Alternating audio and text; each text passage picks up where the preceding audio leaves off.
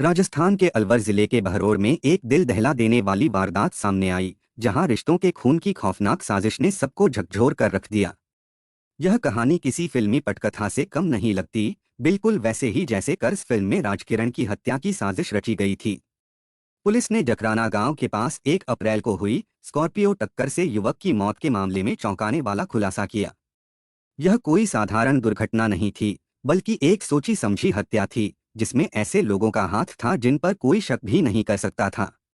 मृतक की पहचान हरियाणा के भुंगारका गांव निवासी एक युवक के रूप में हुई। लेकिन सवाल उठता है, आखिर क्यों हुई इस युवक की बेरहमी से हत्या? कौन थे इसके पीछे के मास्टरमाइंड?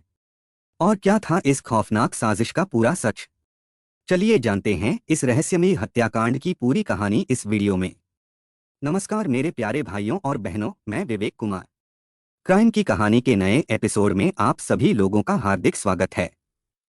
कहानी में आगे बढ़ने से पहले कृपया क्राइम की कहानी चैनल को सब्सक्राइब कर बेल आइकन जरूर दबा लें, ताकि मेरे हर वीडियो का नोटिफिकेशन आपको मिलता रहे। तो चलिए आज की कहानी शुरू करते हैं। 1 अप्रैल 2021 की सुबह का वक्त था। घड़ी में करीब 7:45 बज रहे थे। राजस्थान के अलवर जिले के बहरोड़ थाने के थाना प्रभारी विनोद सांखला को एक घबराई हुई आवाज में फोन पर सूचना मिली, जखराना बस स्टैंड के पास एक बाइक और स्कॉर्पियो की जबरदस्त भिड़ंत हो गई है। सूचना मिलते ही विनोद सांखला पुलिस टीम के साथ तेजी से घटनास्थल की ओर रवाना हुए। सड़क पर आगे बढ़ते ही दूर से ही अफरा तफरी और भीड़ का शोर सुनाई देने लगा।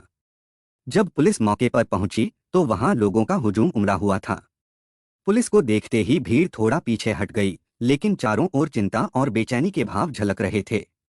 सड़क पर नजर दौड़ाते ही एक भयावह दृश्य सामने था। एक युवक की क्षत विक्षत लाश बीच सड़क पर पड़ी थी, खून से लथपथ। कुछ ही कदम की दूरी पर एक टूटी फूटी मोटरसाइकिल गिरी पड़ी थी, मानो किसी भयानक टक्कर की गवाही दे रही हो।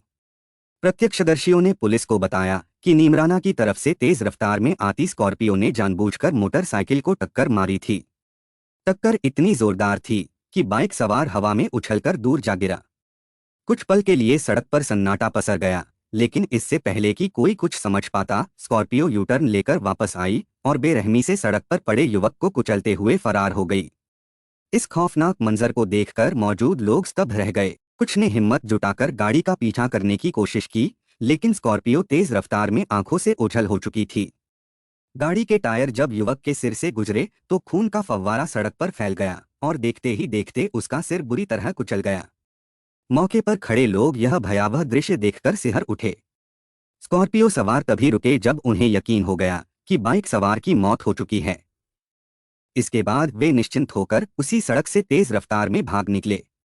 प्रत्यक्षदर्शियों ने थाना प्रभारी विनोद सांखला को साफ साफ बता दिया कि यह कोई सड़क दुर्घटना नहीं बल्कि एक निर्मम हत्या है। अज्ञात हमलावरों ने योजनाबद्ध तरीके से युवक को टक्कर मारी और फिर उसे कुचलकर मौत के घाट उतार दिया। स्थिति की गंभीरता को देखते हुए थाना प्रभारी विनोद सांखला ने तत्काल घटना की सूचना उच्च अधिकारियों को दे दिया। खबर मिलते ही बहरोड़ के सीओ और एसडीएम भी मौके पर पहुंच गए। पुलिस ने आसपास के लोगों से पूछताछ शुरू किया और मृत युवक की पहचान कृष्ण कुमार यादव निवासी भुंगारका, महेंद्रगढ़, हरियाणा के रूप में किया। कृष्ण कुमार यादव वर्तमान में राजकीय उच्च माध्यमिक विद्यालय जखराना में अपर डिवीजन क्लर्क के पद पर कार्यरत था। जब विद्यालय तक कृष्ण कुमार की दुर्घटना की खबर पहुंची तो माहौल गमगीन हो गया। विद्यालय के प्रधानाचार्य ने पुलिस को जानकारी दी कि कृष्ण कुमार अपने पिता की ऑन ड्यूटी मृत्यु के बाद मृतक आश्रित कोटे से नौकरी पर लगा था। वह स्वभाव से विनम्र और कर्तव्यनिष्ठ कर्मचारी था, जिसे स्कूल के शिक्षक और कर्मचारी सम्मान की नजर से देखते थे। लेकिन अब उसका यूं बीच सड़क पर इस निर्मम तरीके से मारा जाना कई सवाल खड़े कर रहा था। कृष्ण कुमार अपने माँ बाप का इकलौता बेटा था। अपने परिवार की पूरी जिम्मेदारी उसी के कंधों पर थी। हर दिन की तरह वह उस दिन भी अपनी बाइक से गांव भुंगारका से जखराना स्कूल के लिए निकला था, लेकिन उसे क्या पता था कि यह सफर उसकी जिंदगी का आखिरी सफर बन जाएगा। घटना की गंभीरता को देखते हुए सीओ देशराज गुर्जर भी मौके पर पहुंचे। उन्होंने घटनास्थल का बारीकी से मुआयना किया और वहां मौजूद लोगों से बातचीत किया। हर गवाह की जुबान पर एक ही बात थी, यह कोई हादसा नहीं बल्कि सोची समझी हत्या थी। सच्चाई तक पहुंचने के लिए पुलिस ने सीसीटीवी फुटेज खंगालने शुरू किए। जब फुटेज सामने आए तो सब कुछ साफ हो गया।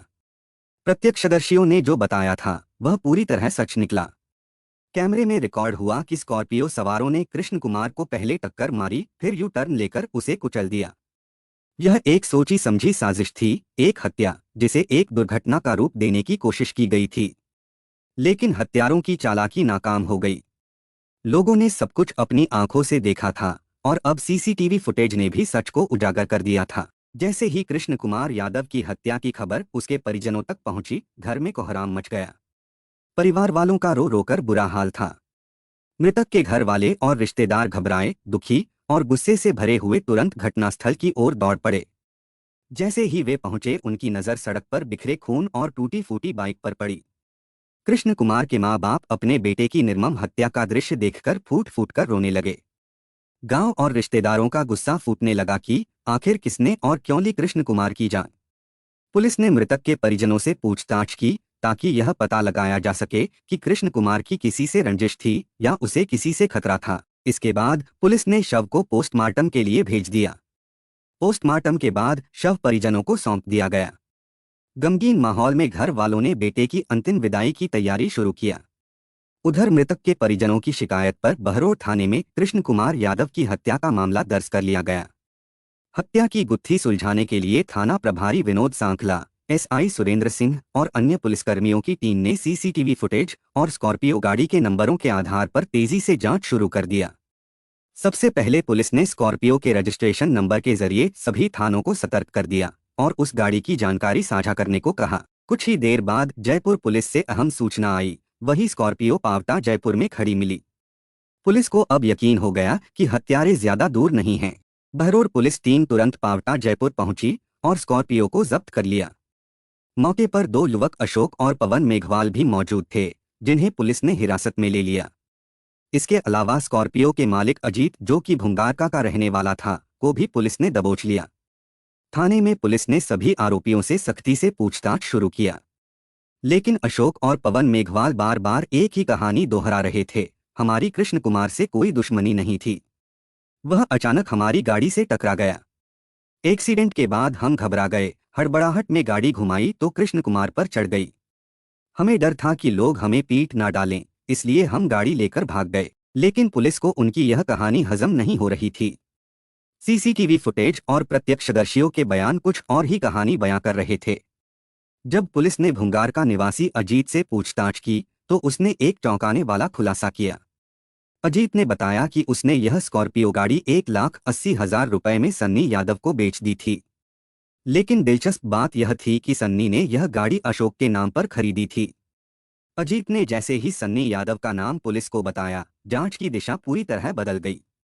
अब तक पुलिस को लग रहा था कि अजीत का इस मामले से कोई सीधा संबंध नहीं है, लेकिन सन्नी यादव का नाम सामने आते ही मामला गहराने लगा। अशोक और पवन मेघवाल लगातार 4 दिन तक एक ही रट लगाए रहे, यह सिर्फ एक हादसा था, बाइक अचानक हमारी गाड़ी से टकरा गई थी।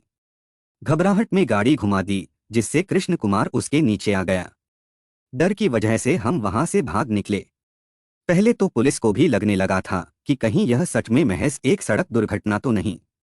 लेकिन जब सीसीटीवी फुटेज को दोबारा बारीकी से देखा गया तो हकीकत कुछ और ही निकली।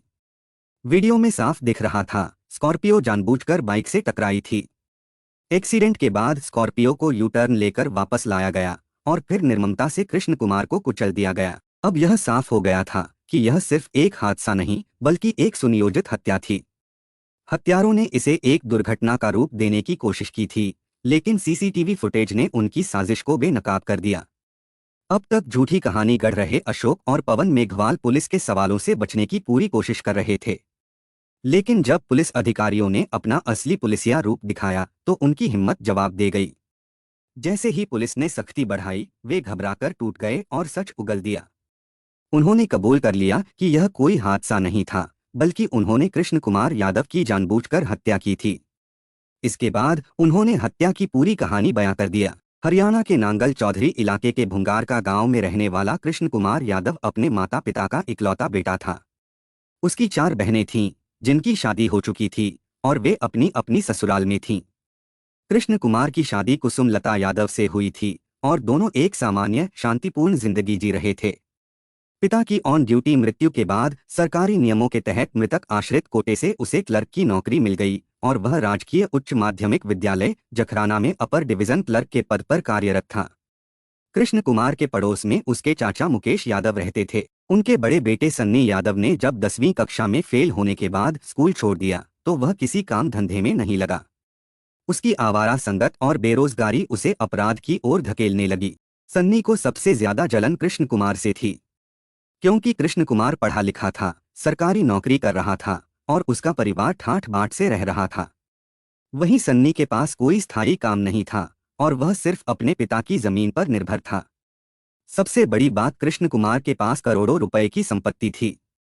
कृष्ण कुमार के नाम करीब 50 बीघा जमीन थी, जिसमें फलोदी जोधपुर राजस्थान में 17 बीघा जमीन, बहरोड़ में 2 कमर्शियल प्लॉट, भुंगारका गांव में 32 बीघा खेती की जमीन और एक आलीशान मकान। यह पूरी संपत्ति सिर्फ कृष्ण कुमार के नाम थी और यही बात सन्नी के अंदर लालच और जलन की आग को और भड़काने लगी। सन्नी ने एक खौफनाक साजिश रची। उसने सोचा कि अगर वह कृष्ण कुमार की पत्नी कुसुम लता को अपने प्यार के जाल में फंसा ले तो कृष्ण कुमार को रास्ते से हटाकर आसानी से उसकी करोड़ों की प्रॉपर्टी का मालिक बन सकता है। घटना से करीब 3 साल पहले सन्नी ने कुसुम लता को अपने जाल में फंसाने की कोशिश शुरू कर दिया। कुसुम लता रिश्ते में उसकी भाभी लगती थी और उम्र में भी उससे 10 साल बड़ी थी। लेकिन सन्नी की नीयत पर उम्र या रिश्तों की कोई बंदिश नहीं थी। वह तो करोड़पति बनने के सपने देख रहा था। जायदाद हड़पने के लालच में वह अपनी ही भाभी के आगे पीछे घूमने लगा, उसकी हर जरूरत का ख्याल रखने लगा, जैसे वही उसकी दुनिया हो। जब कृष्ण कुमार ड्यूटी पर चला जाता तो कुसुम लता घर में अकेली रह जाती थी। यही वह मौका था जब सन्नी बेझिझक उसके पास पहुंच जाता। धीरे धीरे वह कुसुम लता की जिंदगी में जगह बनाने लगा, मानो उसे अपने इशारों पर नचाने का पूरा इरादा कर चुका हो। सन्नी, जो कुसुम लता के चाचा ससुर का बेटा था, अब महज एक रिश्तेदार नहीं बल्कि उसकी जिंदगी का एक ऐसा हिस्सा बनता जा रहा था जिससे पीछा छुड़ाना आसान नहीं था। सन्नी का हंसी मजाक अब एक नई हद पार कर चुका था। धीरे धीरे वह कुसुम लता के और करीब आने लगा और एक दिन उसने उसे बाहों में भर लिया। कुसुम लता भी अब इस खेल में खुद को रोक नहीं पा रही थी। जवान देवर की मर्दानगी के आगे उसकी सारी हिचकिचाहट खत्म हो गई। सन्नी की मजबूत बाहों का स्पर्श कुसुम लता को ऐसा एहसास देने लगा जो उसने पहले कभी महसूस नहीं किया था। वह उसके प्यार की दीवानी होती गई। यह रिश्ता अब किसी भी सामाजिक बंधन की परवाह किए बिना दोनों को एक ऐसे रास्ते पर ले जा रहा था जहां से लौटना नामुमकिन था। सन्नी ने कुसुम लता को अपने प्यार और वासना के रंग में इस कदर रंग दिया कि वह उसके इशारों पर चलने लगी। वह अब सन्नी के लिए किसी भी हद तक जाने को तैयार थी, इवन अपने पति के प्राण लेने तक।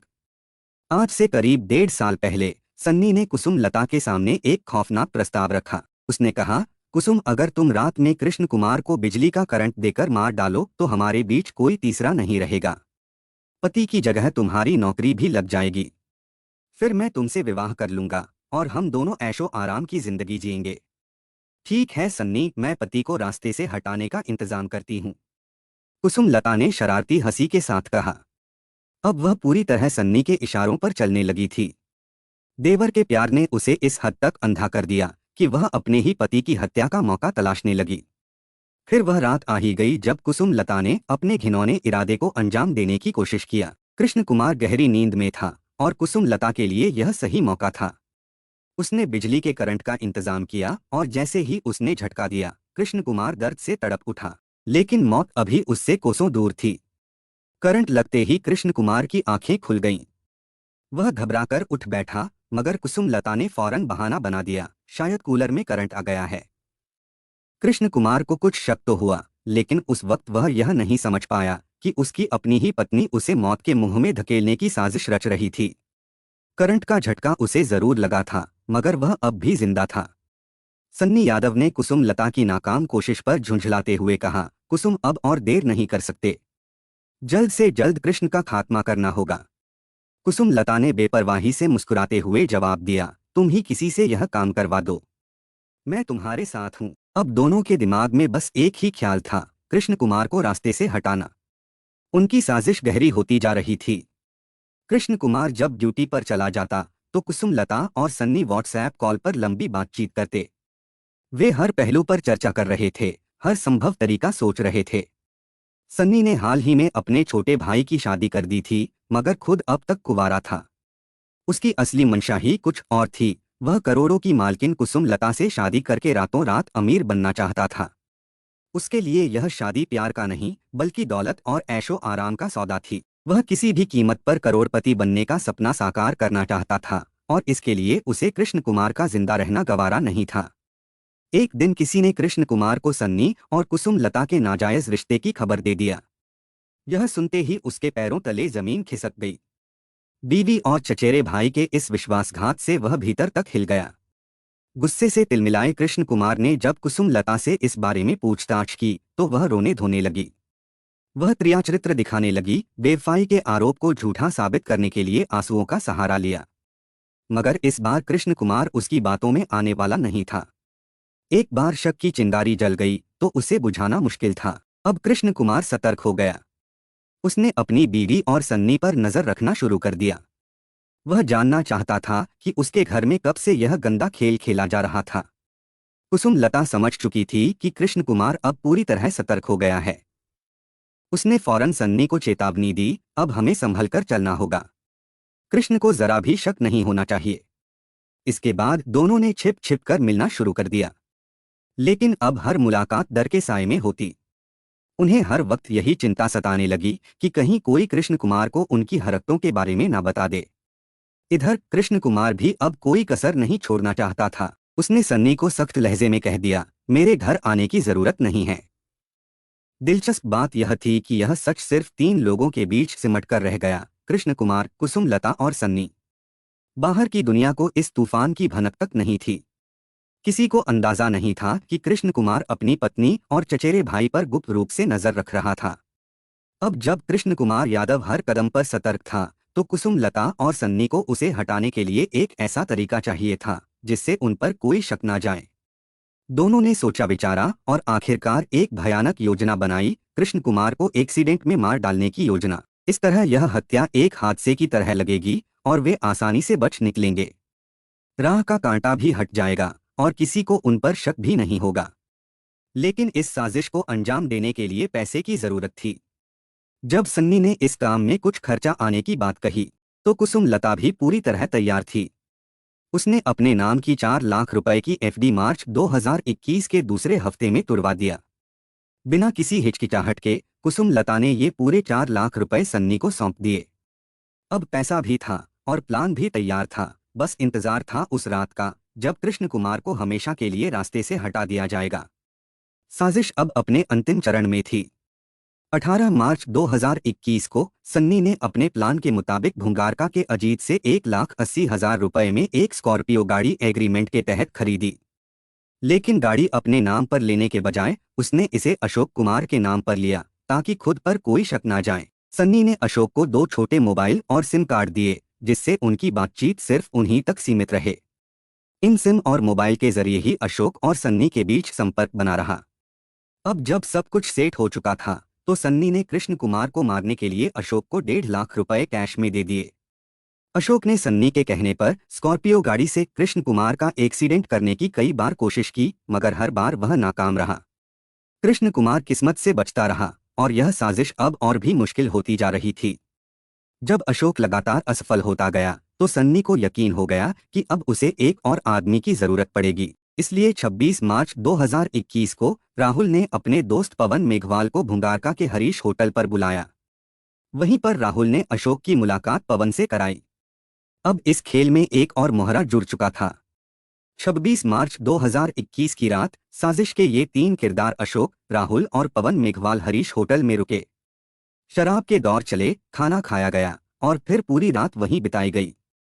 सुबह होते ही वे अपने अपने रास्ते चले गए मगर उनके दिमाग में अब भी वही घिनौनी योजना चल रही थी, कृष्ण कुमार का खात्मा। 30 मार्च 2021 को अशोक ने आखिरकार पवन के सामने अपना असली इरादा खोल दिया। उसने पवन से कहा, मुझे स्कॉर्पियो से एक आदमी का एक्सीडेंट करना है। अगर तुम मेरे साथ गाड़ी में रहोगे तो मैं तुम्हें 40,000 रुपए दूंगा। 40,000 रुपए के लालच में पवन मेघवाल ने बिना सोचे समझे अशोक का साथ देने का फैसला कर लिया। उसकी अशोक से दोस्ती नहीं थी और उसे सिर्फ गाड़ी में बैठे रहने के पैसे मिल रहे थे, इसलिए उसे कोई खास परेशानी भी नहीं थी। 31 मार्च 2021 को अशोक और पवन स्कॉर्पियो गाड़ी लेकर जखराना पहुंचे। लेकिन उनकी किस्मत खराब थी। उस दिन कृष्ण कुमार ड्यूटी पर नहीं गया। यह खबर अशोक ने सन्नी को दी और सन्नी ने तुरंत अपनी प्रेमिका कुसुम लता तक सारी बात पहुंचा दिया। लेकिन 1 अप्रैल 2021 की सुबह कुसुम लता को वह खबर मिल गई जिसका वे इतने दिनों से इंतजार कर रहे थे। सुबह 7:30 बजे कृष्ण कुमार अपने गांव भुंगारका से ड्यूटी के लिए जखराना निकल चुका था। कुसुम लता ने फौरन अपने प्रेमी सन्नी को फोन किया। सन्नी ने यह जानकारी अशोक को दिया। अब सब कुछ सेट था। अशोक और पवन स्कॉर्पियो लेकर जखराना बस स्टैंड पर पहुंच गए। जैसे ही कृष्ण कुमार मोटरसाइकिल पर स्कूल की ओर जाने लगा, अशोक ने मौका देखते ही स्कॉर्पियो को पूरी रफ्तार से दौड़ा दिया। तेज रफ्तार स्कॉर्पियो सीधी टक्कर मारती हुई कृष्ण कुमार को उड़ा ले गई। टक्कर इतनी जबरदस्त थी कि कृष्ण कुमार उछलकर दूर जा गिरा। सड़क पर उसका शरीर लहूलुहान पड़ा था, उसका हिलना भी बंद हो चुका था। लेकिन अशोक यहीं नहीं रुका। उसने यह सुनिश्चित करना चाहा कि कृष्ण कुमार किसी भी हालत में जिंदा ना बचे। गाड़ी को यू टर्न लिया और बेरहमी से कृष्ण कुमार के ऊपर दोबारा चढ़ा दिया। इस क्रूर वार के बाद कृष्ण कुमार की मौके पर ही मौत हो गई। सड़क पर उसका लहूलुहान शरीर पड़ा था और आसपास खड़े लोग यह मंजर देखकर सन्न रह गए। कुछ ही देर में इस घटना की सूचना बहरोड पुलिस तक पहुंच गई। पुलिस तुरंत मौके पर पहुंची।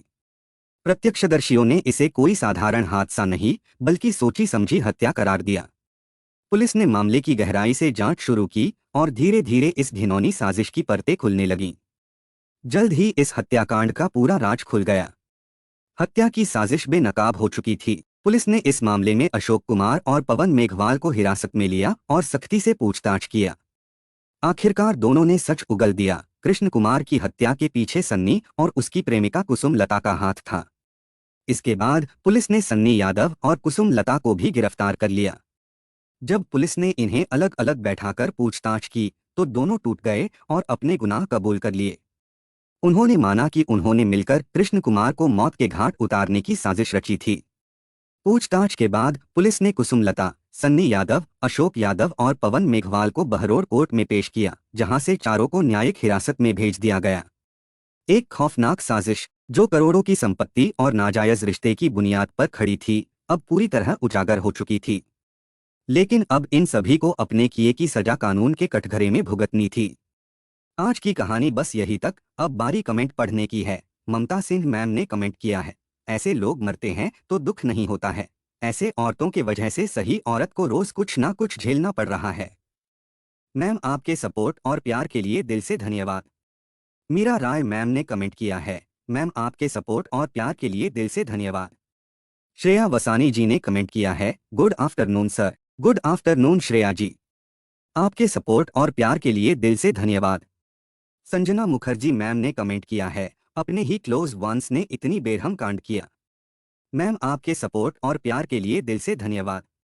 माला कुमारी राय जी ने कमेंट किया है, इसलिए कहते हैं कि जिंदगी के अहम फैसले में माँ बाप की रजामंदी जरूरी होता है। मैम आपके सपोर्ट और प्यार के लिए दिल से धन्यवाद। रीता छेत्री मैम ने कमेंट किया है, वेरी सैड। मैम आपके सपोर्ट और प्यार के लिए दिल से धन्यवाद। सुषमा शाह जी ने कमेंट किया है, विदेशी लड़कियां भी क्रिमिनल होती हैं क्या? यस मैम, विदेशी लड़कियां भी क्रिमिनल होती है। आपके सपोर्ट और प्यार के लिए दिल से धन्यवाद।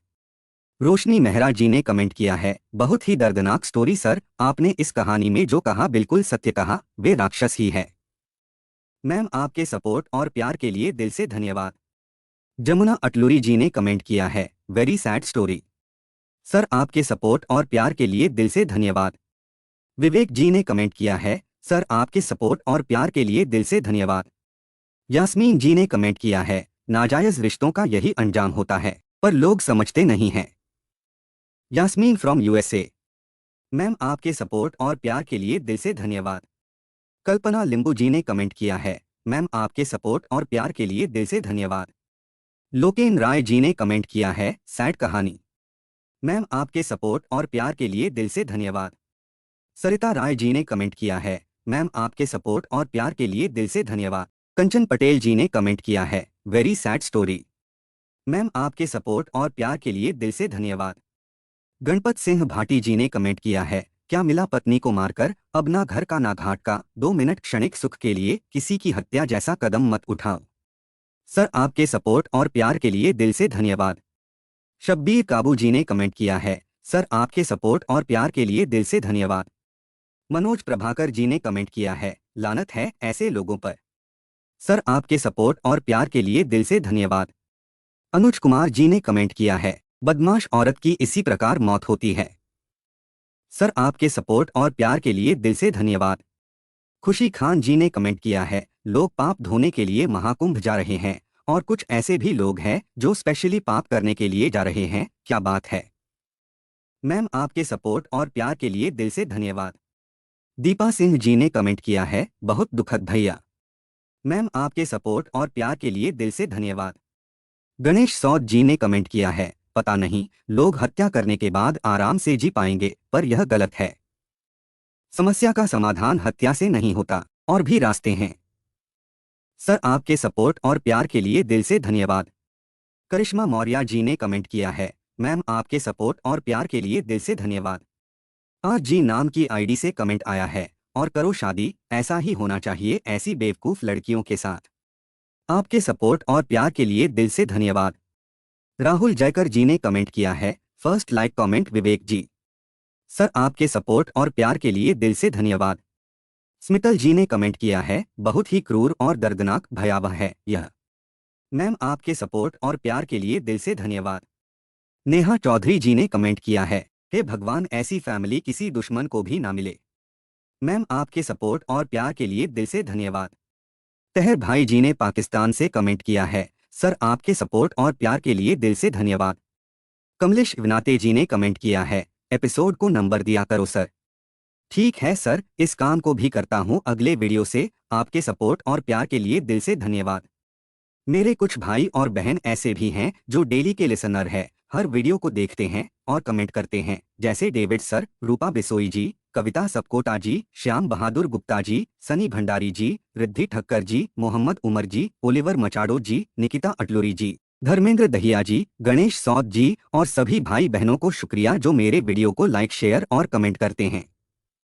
आप लोग ऐसे ही अपना प्यार बनाए रखिए, मैं आप लोगों के लिए रोज नए वीडियो लाता रहूंगा। कहानी को लास्ट तक सुनने के लिए आपका धन्यवाद। इस कहानी के बारे में अपनी राय कमेंट करके ज़रूर बताइएगा और ऐसी ही अपराध की सच्ची कहानियों के लिए हमारे चैनल क्राइम की कहानी को सब्सक्राइब कर लीजिए। कहानी को लाइक और शेयर ज़रूर करें। धन्यवाद।